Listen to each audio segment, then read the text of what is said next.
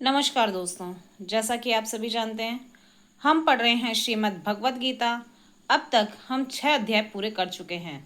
जी हाँ दोस्तों, आज हम पढ़ेंगे 7वां अध्याय, जिसमें कि भगवान श्री कृष्ण अर्जुन को जो है अपने वास्तविक रूप के बारे में बताते हैं। तो आज हम जानेंगे कि किस प्रकार से भगवान श्री कृष्ण ने जो है अपनी शक्तियों के बारे में, अपने वास्तविक स्वरूप के बारे में किस प्रकार से बताया है। इस अध्याय में भगवान श्री कृष्ण हमें बताते हैं कि उनका जो वास्तविक स्वरूप है, उनकी जो दिव्य शक्तियां हैं और इस प्रकृति में जो भी जीव और भक्ति के रहस्य का ज्ञान है वो किस प्रकार है, उसके बारे में जो है आज भगवान श्री कृष्ण अर्जुन को बताने वाले हैं। तो वो कहते हैं, हे अर्जुन, मेरा आश्रय लेकर और मन को मुझ में लगाकर योग का अभ्यास करो, तब तुम मुझे पूर्ण रूप से और बिना किसी संदेह के जान सकोगे। जी हाँ दोस्तों, जब हम अब ईश्वर में पूरी भक्ति में लीन होकर ईश्वर की उपासना करते हैं तो हम जो है ईश्वर को प्राप्त कर लेते हैं।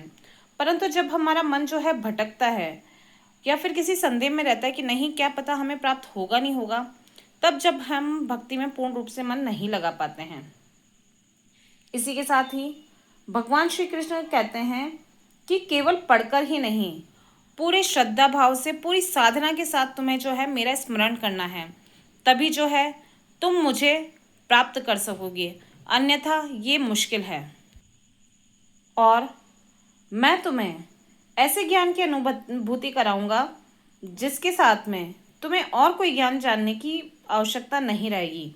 मैं तुम्हें उन सब चीज़ों से परिचित कराऊंगा जिससे कि तुम जो है मुझे प्राप्त कर सको, मेरी भक्ति में लीन हो सको और तुम्हारा मन जो है बार बार विचलित ना हो। तुम एक जगह प्रभु की साधना कर सको और मुझ में समर्पित हो जाओ। क्योंकि सिर्फ किसी भी जानकारी को प्राप्त करने से या किसी भी ज्ञान को पढ़ लेने से आपको उसकी पूरी जानकारी नहीं हो पाएगी।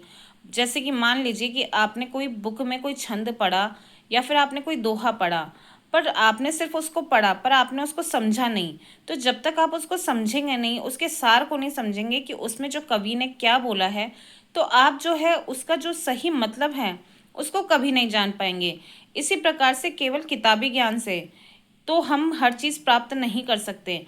हमें जो है पूरी श्रद्धा, पूरी साधना से हमें उसके बारे में जानना बहुत ही ज़रूरी है, जिससे कि हम जो है उसको अपने जीवन में उतार सकें।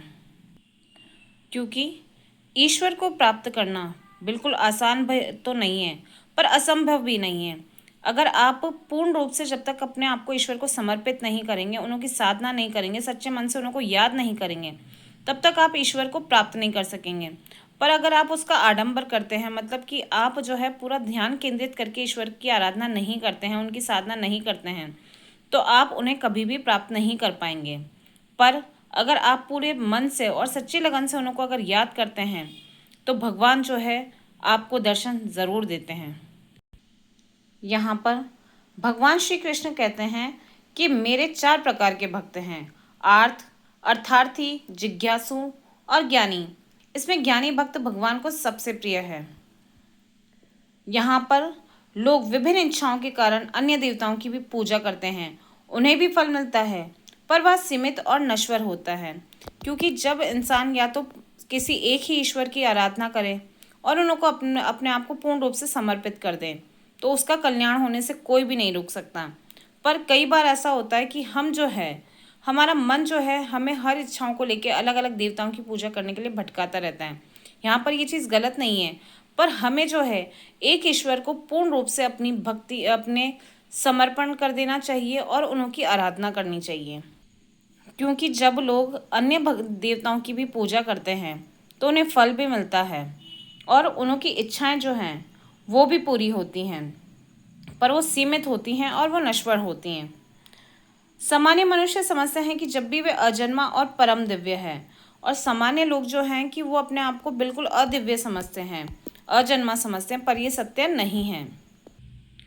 और जो ज्ञानी लोग सब अपनी सांसारिक मोह को छोड़कर भगवान की भक्ति में लग जाते हैं और अपना पूरा श्रद्धा भाव से भगवान को याद करते हैं, तो भगवान भी उन्हें जो है अपनी शरण में ले लेते हैं।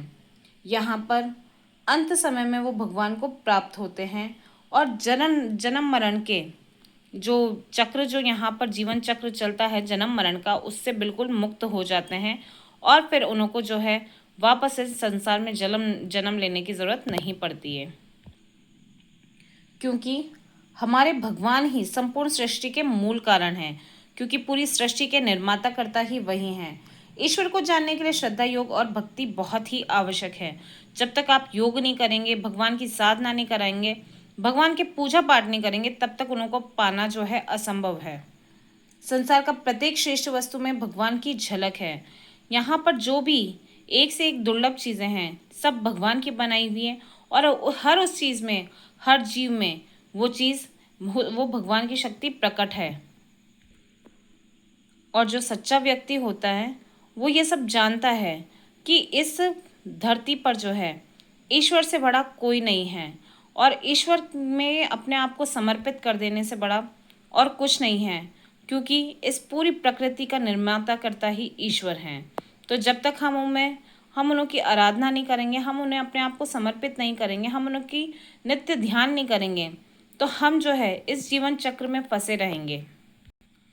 और जब हम ये सांसारिक मोह त्याग देंगे, मतलब कि हर चीज़ से अपना मोह त्याग देंगे और ईश्वर की भक्ति में लीन हो जाएंगे और निष्काम भक्ति करेंगे कि हमें ईश्वर से कुछ नहीं चाहिए, बस प्रभु आप हमें जो है अपनी शरण में ले लें, तो आप देखेंगे कि आपको जो है, आप अपने जो परम लक्ष्य, जो आप ईश्वर की प्राप्ति चाहते हैं, आप उसको पा लेंगे और आप जो है भगवान के सच्चे भक्त बन जाएंगे और भगवान जो है आपको अपनी शरण में ले लेंगे।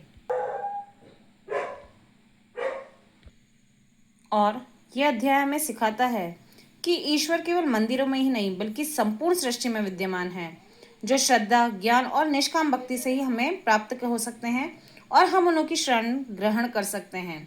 वही उन्हें तत्व में जानकर परम शांति और मोक्ष को प्राप्त करता है। जब हम हर चीज़ों से मुक्त हो जाते हैं, भगवान की शरण में पहुंच जाते हैं, तब हमें जो है मोक्ष, भगवान हमें जो है मोक्ष प्रदान करते हैं। इसी के साथ ही आज जो है हमारा 7वां अध्याय समाप्त होता है। आप सभी का धन्यवाद।